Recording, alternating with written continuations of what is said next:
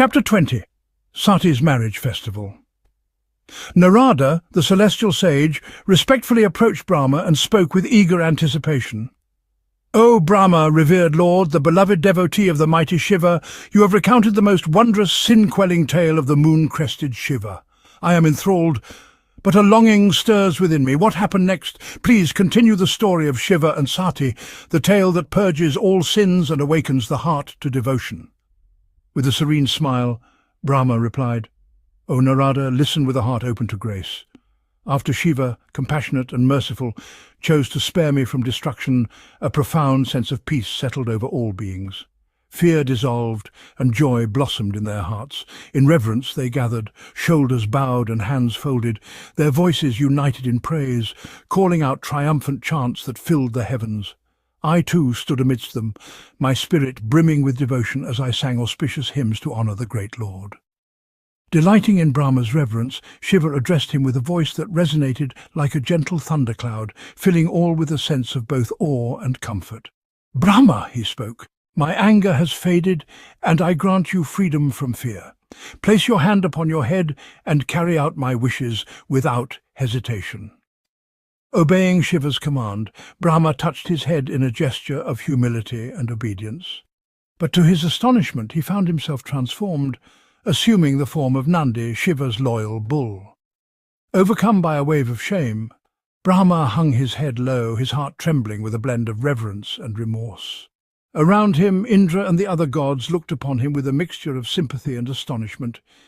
In his humbled state, Brahma prostrated repeatedly before Shiva, each time pleading, "O Lord, forgive me. Please grant me absolution." Moved by Brahma's humility, Shiva responded, his voice gentle yet profound. "O Brahma, for the actions you committed, your atonement shall be a path of public humility. In this form you will wander the world, reminding all who inquire that Shiva rests upon your head. Those who hear your tale with genuine reverence shall be absolved of their sins, especially those who have committed transgressions against others. With each recounting of your story, the weight of your own sin will lessen, until purity once more embraces your soul." Brahma listened with bated breath, feeling both humbled and grateful as Shiva laid forth his penance. "As a final act of cleansing," Shiva continued, "the 4 drops of your unrestrained desire, which fell upon the sacred altar, will bring forth fearsome clouds of dissolution, the Samvartaka, Avata, Puskara and Drona. These mighty clouds, filled with destructive power, will herald the world's end when the time comes." As Shiva's words reverberated, the clouds began to form, vast and ominous in the skies above, their thunderous roars echoing across the heavens. Yet, amidst the rumbling, Shiva and his beloved Sati remained calm, untouched by the tumult. Emboldened by Shiva's mercy, Brahma resumed the sacred rites of marriage for Shiva and Sati, fulfilling each ritual with devotion and reverence. As the divine marriage proceeded, celestial celebrations erupted.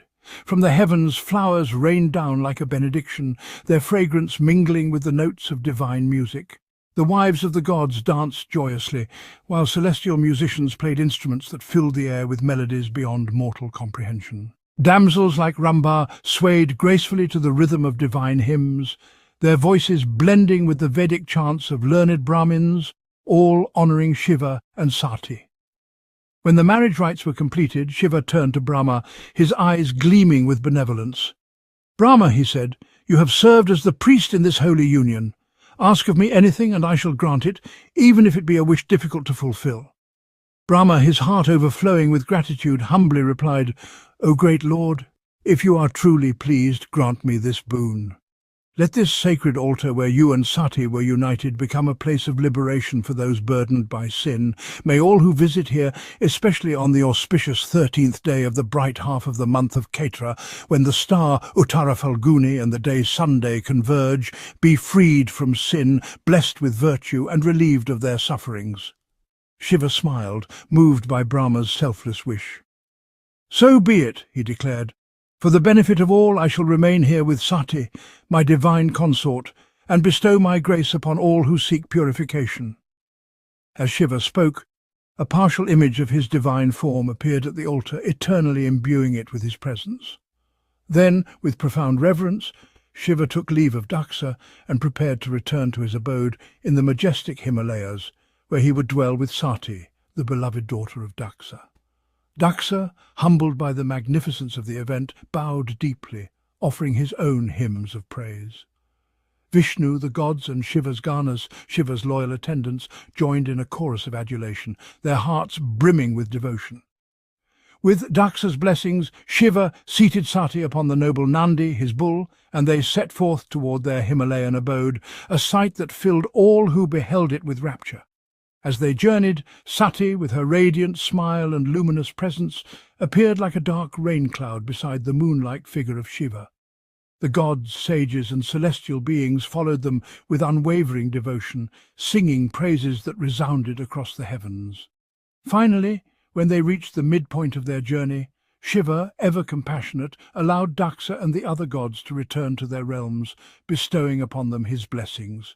With joyous hearts, Vishnu, the gods, and the sages returned, carrying with them the sanctity of the union they had witnessed. Upon reaching Kailasa, the supreme abode nestled among the Himalayas, Shiva extended his hospitality to the assembled devas and sages, honouring them before bidding them farewell. Alone at last with Sati, his beloved, Shiva resided in boundless bliss, their love a source of divine joy and fulfillment. And so, dear Narada, ends the tale of Shiva's sacred marriage, a story of humility, atonement, grace, and love. To this day, if anyone listens to this account with a heart devoted to Shiva, they shall be blessed. During marriages or other auspicious events, those who recite this narrative shall find obstacles removed, blessings bestowed, and their union infused with Shiva's divine grace. The bride who hears this tale shall be granted the gifts of happiness, virtue, noble character, and sons of great merit. And all who honour this tale, O Narada, shall carry within them the blessings of Shiva and Sati, the eternal pair who dwell in divine union upon the peaks of Kailasa.